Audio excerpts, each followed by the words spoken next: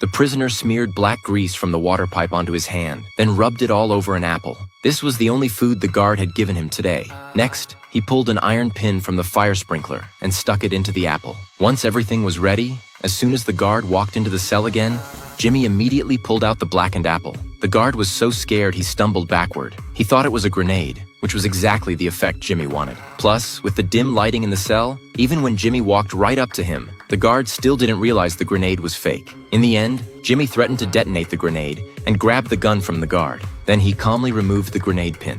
Only then did the guard realize he'd been tricked. But Jimmy already had the gun, so the guard didn't dare resist. He could only cooperate and take off his jacket. Jimmy put on the guard's uniform and found an inmate being held in solitary confinement. He gave the inmate the handcuff keys and the gun he'd taken from the guard, planning for the two of them to fight their way out together. But the place was full of FBI agents and SWAT teams. Even though both of them were former top operatives, escaping would be extremely difficult. So, the inmate decided not to run. Instead, he quickly unlocked his handcuffs and used the gun to take an agent hostage. In an instant, all the armed forces in the entire facility were aimed at the inmate. Jimmy, pretending to be a guard, calmly walked out of the facility. But Jimmy didn't escape for freedom. He escaped to support his wife, Lisa. At that moment, Lisa was being hunted by the local sheriff. This sheriff had exceptional investigative skills. He was the one who had caught Jimmy in the first place. Besides the sheriff, a CIA director was also hunting Lisa. That's because Lisa had some of her incriminating files. Once exposed, she wouldn't just lose her position.